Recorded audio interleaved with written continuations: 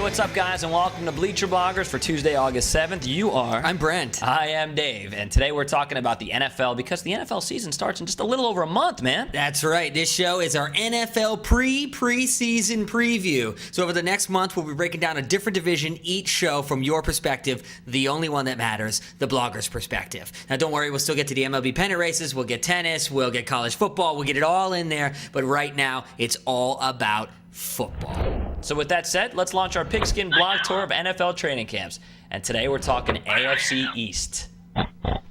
What better place to start than with the defending AFC East champs, Brent's favorite team, the New England Patriots. Yes. Bandwagon. Oh, shut up. Sorry about that. Come on. We go to patriotsblog.net, posted by Greg. You just told me to shut up, man. Gosh.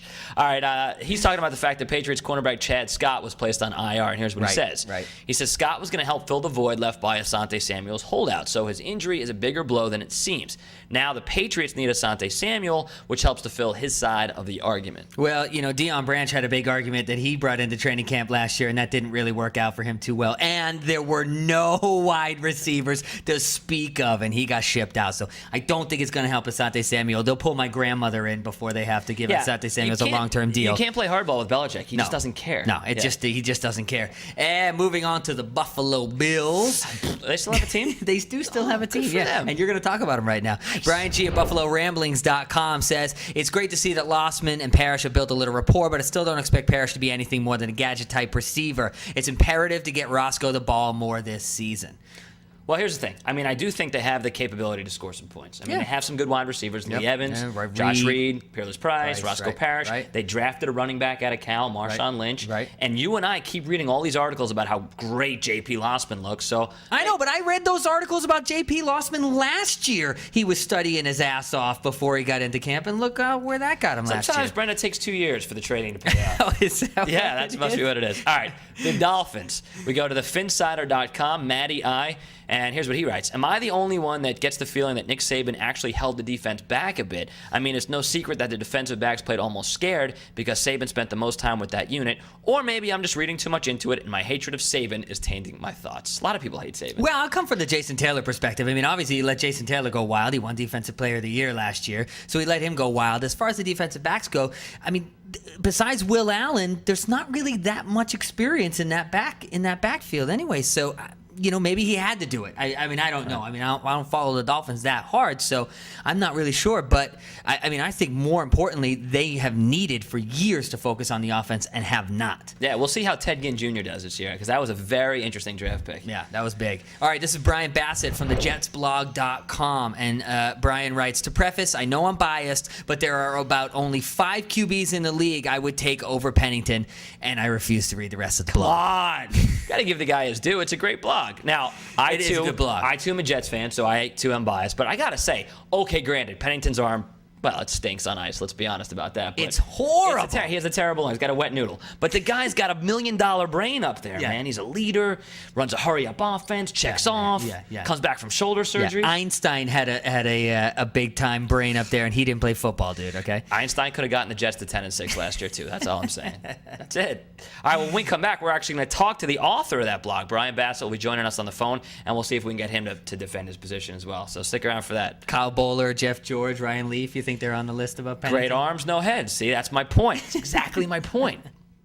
Hey, Andres, is that a new iPhone, man? Yeah, but it's a little bit different. Can I check it out? I wouldn't really touch it. Why not? Well, it's a special kind of iPhone. Well, it's a special kind of iPhone. Dude, I wouldn't do that.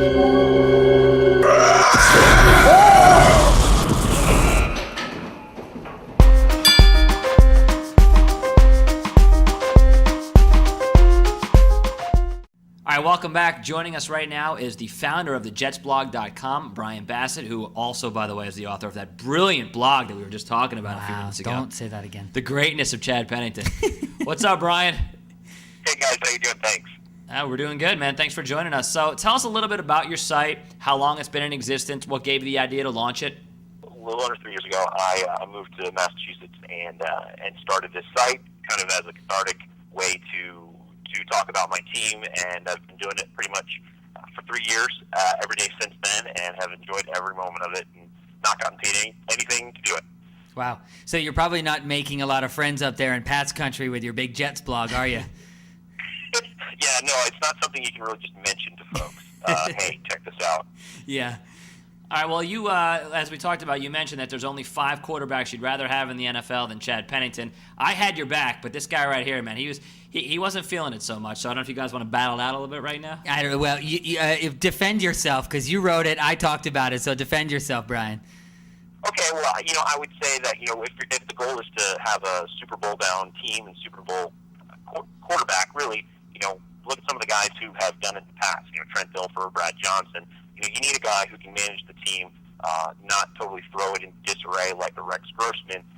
And there's a couple great guys out there, but I think he's well into that second tier, and he's got a good cast around him this year to make some improvement. See, man, how could you argue with that? Well, Sound. Actually, Thomas Jones is going to help him, but I just think Pennington has this propensity to get hurt, and no matter how much of a good leader you are, no matter how much of a strong leader you are, if you're hurt all the time, guys just will wean on how they feel about you, and Will Wayne? Wayne. Yeah, they'll Wayne. They won't Hey, Wayne. Wayne. All right, so let's talk one more question let's talk about the defense. Jonathan Vilma pretty much was a centerpiece of their defense, and then last year the Jets switched to a 3-4, and a lot of people criticized his performance. What do you think this year from Vilma? Are we going to get Vilma from 2 years ago or Vilma from last year? Well, I think it's going to be something in between. I think he's going to have an improvement in his play this year.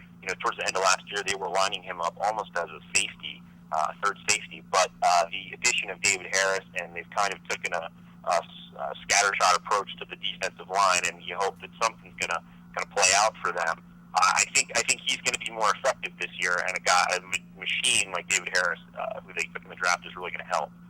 There you go. Jonathan Vilma is a machine, and Chad Pennington's a Super Bowl winning quarterback. We're satisfied. Brian, thank you so much for joining us, man. This was awesome. Hey, thank you guys. Get off the bench.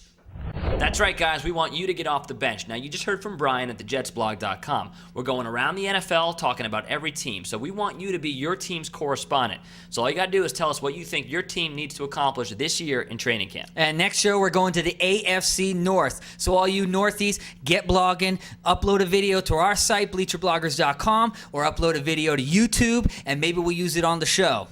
Or just write a blog. We can use that too. Yeah. So AFC North on Friday, hopefully with some of you guys as correspondents. That's right. We'll see you then. See you on Friday.